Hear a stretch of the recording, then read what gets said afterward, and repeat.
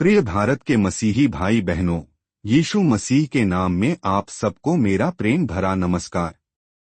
हमारे स्वर्गीय पिता का प्रेम, यीशु मसीह का अनुग्रह और पवित्र आत्मा की संगति आप सबके साथ रहे।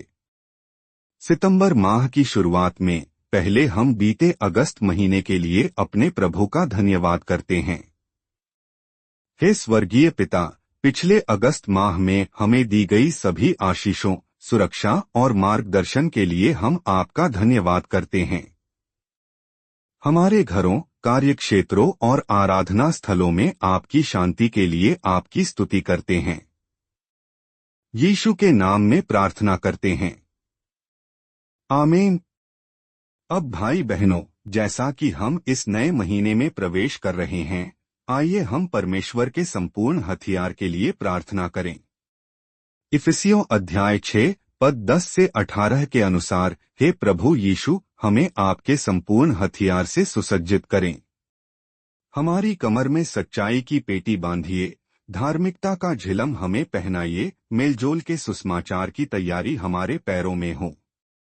विश्वास की ढाल से हमें ढकिए जो शैतान के सभी जलते हुए बाणों को बुझा सके। उद्धार का टोप हमारे सिर पर रखिए और आत्मा की तलवार, जो परमेश्वर का वचन है, हमारे हाथों में दीजिए। सभी प्रकार की प्रार्थना और विनती से आत्मा में निरंतर प्रार्थना करने की शक्ति दीजिए। यीशु के नाम में आमीन। भाई बहनों, इस सितंबर माह में प्रभु ने हमारे लिए एक बहुत विशेष संदेश दिया है। यह है वापस आ जाओ का प्रेम भरा निमंत्रण। यह संदेश हमें लूका सुसमाचार अध्याय 15 पद 11 से 24 तक मिलता है। यहाँ यीशु कहते हैं, किसी मनुष्य के 2 पुत्र थे। उनमें से छोटे ने अपने पिता से कहा, हे पिता, संपत्ति में से जो भाग मेरा है वह मुझे दे दीजिए। इस सुंदर दृष्टांत में यीशु हमें दिखाते हैं कि हमारा स्वर्गीय पिता कैसे हमारी प्रतीक्षा कर रहा है। लेकिन भाई बहनों, यह वापस आ जाओ का निमंत्रण केवल नए नियम में ही नहीं है। पुराने नियम में भी यह प्रभु की आवाज निरंतर गूंजती रहती है। यिर्मयाह नबी अध्याय 3 पद 22 में प्रभु कहते हैं, हे विश्वासघाती संतानों, लौट आओ, मैं तुम्हारे विश्वासघात को चंगा कर दूंगा। यहेजकेल नबी अध्याय 33 पद 11 में प्रभु स्पष्ट रूप से कहते हैं, दुष्ट की मृत्यु से मुझे प्रसन्नता नहीं होती, परंतु इससे कि दुष्ट अपने मार्ग से फिरकर जीवित रहे। यशायाह नबी अध्याय 55 पद 7 में प्रभु कहते हैं, दुष्ट अपना मार्ग और अनर्थकारी अपनी कल्पनाएं छोड़कर यहोवा की ओर फिरे। प्रिय मित्रों, प्रभु आज हम में से हर एक को प्रेम से बुला रहे हैं। चाहे हम कितनी भी दूर चले गए हों, कितनी भी गलतियां की हों, वे हमें भूले नहीं हैं। उनकी आवाज वापस आ जाओ प्रेम से भरी है, क्रोध से रहित है। इस दृष्टांत में पिता कैसे अपने पुत्र को दूर से देखकर दौड़कर गले लगाता है, वैसे ही हमारा स्वर्गीय पिता भी हमें क्षमा करने के लिए उत्सुक है। वापस आ जाओ का मतलब केवल वापसी नहीं है, भाई बहनों। यह एक नए जीवन की शुरुआत है। प्रभु हमें नया वस्त्र, नई अंगूठी, नई जूती देते हैं, यानी नई पहचान, नया दर्जा, नया उद्देश्य।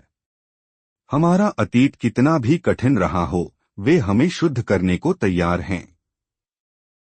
स्वर्ग में एक पापी के मन फिराने से आनंद होता है। प्रभु आपकी वापसी का जश्न मनाने को तैयार हैं।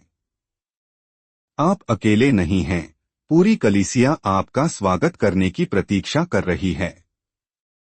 योएल भविष्यवक्ता अध्याय 2 पद 25 में प्रभु हमें एक अद्भुत प्रतिज्ञा देते हैं, टिड्डी, कंगाही, गबरैला और पतंगे, मेरी उस बड़ी सेना के खाए हुए वर्षों की हानि को मैं तुम्हें भर दूंगा।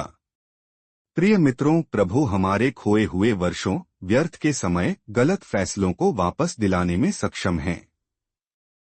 हमारा अतीत हमारे भविष्य का निर्धारण नहीं करता।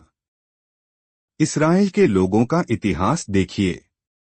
उन्होंने कई बार प्रभु को छोड़ा, फिर भी प्रभु ने उन्हें मेरी प्रजा कहकर वापस स्वीकार किया।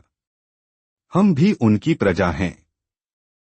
व्यवस्था विवरण अध्याय 31 पद 6 के अनुसार वे हमें कभी नहीं छोड़ेंगे। अब हम इस सितंबर माह के लिए प्रार्थना करते हैं।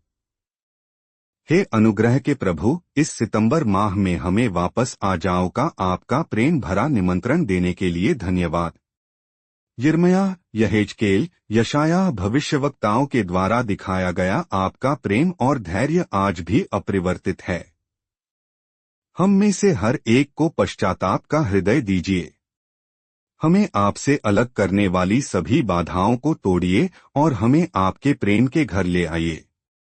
योएल की प्रतिज्ञा के अनुसार हमारे खोए हुए वर्षों को लौटा दीजिए और हमें नया कीजिए।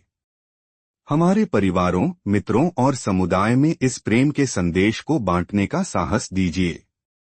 भारत पर आपकी आशीषें बरसाइए। यीशु के पवित्र नाम में प्रार्थना करते हैं, आमीन। भाई बहनों, इस महीने हम हर दिन प्रभु के साथ समय बिताएं। अपने परिवार के साथ इस सुंदर दृष्टांत और पुराने नियम के पदों को बांटें। जरूरतमंदों पर प्रभु का प्रेम प्रकट करें। अपने जीवन में प्रभु की क्षमा के अनुभव को दूसरों के साथ बांटें। इस महीने पश्चाताप से संबंधित बाइबल के भागों पर मनन करें। याद रखिए, प्रभु का प्रेम बिना शर्त है। क्षमा तुरंत और संपूर्ण है। अतीत भविष्य का निर्धारण नहीं करता। प्रभु हमें मेरी प्रजा कहते हैं। वापसी का मतलब है नई शुरुआत। भजन संहिता अध्याय 100 पद 5 कहता है, क्योंकि यहोवा भला है, उसकी करुणा सदैव की है और उसकी सच्चाई पीढ़ी से पीढ़ी तक बनी रहती है।